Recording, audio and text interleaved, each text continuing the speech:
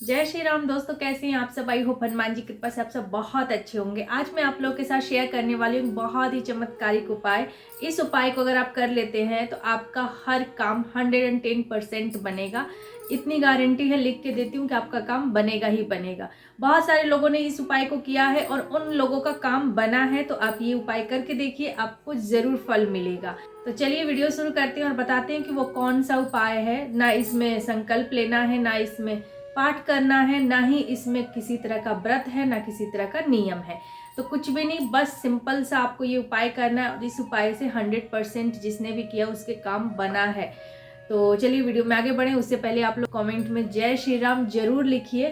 Comment में जय श्री राम लिखने से या अपनी परेशानी या अपनी मनोकामना लिखने से आपकी वो परेशानी दूर होती है और वो मनोकामना जो आप चाहते हैं कि वो मुझे मिल जाए, वो आपकी मनोकामना पूरी अवश्य होती है। ये 100% वर्क करता है, क्योंकि उस कमेंट को बहुत सारे लोग रीड करते हैं और ऐसा माना जाता है कि पूरे 24 घंटा में एक बार सरस्वती हमारे जीभ पर निवास करती है। यानी हम जो कुछ भी बोलते हैं वो सत्य होता है पूरे 24 घंटे में एक बार।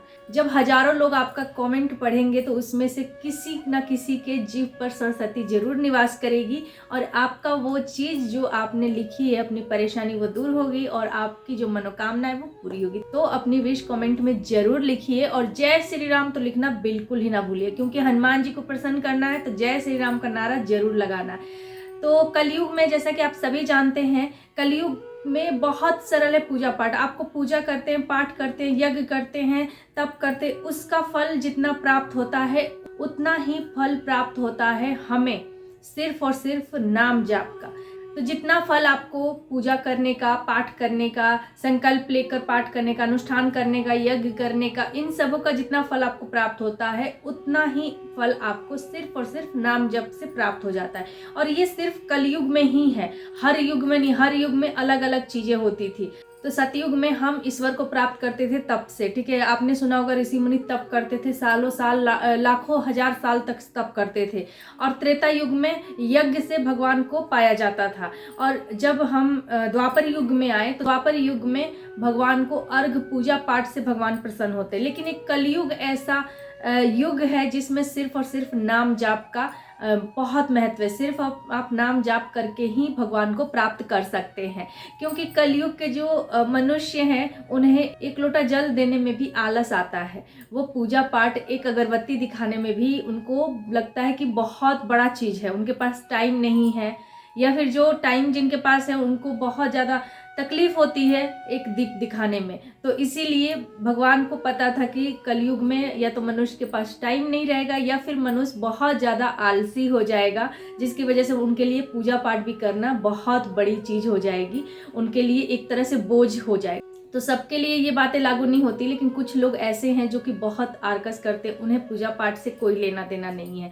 तो सिर्फ और सिर्फ नाम जाप का ही महत्व बताया गया कलयुग में, कि आप सिर्फ हरि का नाम अगर स्मरण करते हैं, उनका जाप कर लेते हैं, तो आप हर चीज पालेंगे और आप पार उतर जाएंगे। मतलब कहते हैं ना, भाव सागर से पार उतरना, तो वो हो जाएगा, मोक्ष मिल जाएगा आपको सिर्फ नाम जप से। तो चलिए आपको बताते हैं कि नाम जप आपको करना किस चीज का है और कैसे करना है। आप राम नाम लिखने का संकल्प ले लीजिए और आपको, मतलब एक दिन में आप कितना राम नाम लिख सकते हैं, 108 बार लिख सकते हैं, या फिर सिर्फ और सिर्फ एक पेज लिखते हैं, या 11 बार लिखते हैं, या फिर अनलिमिटेड लिखते हैं, कोई संकल्प नहीं ले रहे हैं, बस लिखते जा रहे हैं, डेली लिख रहे हैं। तो ये टोटली आप पे डिपेंड करता है। संकल्प लेके कर रहे हैं तो आपको उसी टाइम पे बैठकर, उसी समय, उसी जगह पे बैठकर, और जितना आपने लिखने का संकल्प लिया, कि मान लीजिए आपने संकल्प लिया कि मैं एक दिन एक पेज आप राम नाम लिखेंगे, तो उतना आपको डेली लिखना पड़ेगा, उसी टाइम पे, उसी समय पे। उसमें कोई आपको मतलब ये नहीं कि आपने आज लिखा कल छोड़ दिया, ऐसा नहीं। आपने संकल्प जब ले लिया तो आपको पूरा करना पड़ेगा उसको कंटिन्यू, जितने दिन का भी आपने संकल्प लिया होगा।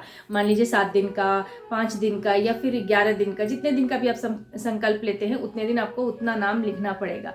और अगर आप बिना संकल्प के करना चाहते हैं, राम नाम लिखना चाहते हैं, तो आप राम नाम लिखिए अनलिमिटेड। आप 1 पेज भरिए, 2 पेज भरिए, दिन में आपको जितना टाइम मिल सकता है उतना भरिए, क्योंकि इसमें कोई टाइम लिमिट नहीं होता है। जब आपको टाइम मिले तब लिखिए, जितना आप लिख सकते हैं उतना लिखिए। मतलब मान लीजिए किसी दिन आपने 1 पेज लिख दिया, किसी दिन 2 पेज लिख दिया, तो इस तरह से आप लिखिए, ठीक है। अपनी मनोकामना पहले ऊपर लिख दीजिए और उसके बाद राम नाम लिखिए। राम नाम जाप से ज़्यादा राम नाम लिखने का बहुत सारे अनुभव लोगों के शेयर किए हैं। तो राम नाम लिखने का बहुत बड़ा महत्व है और इससे हर किसी की मनोकामना पूरी होती है। तो आप लिख कर देखिए, आपकी जरूर मनोकामना पूरी होगी।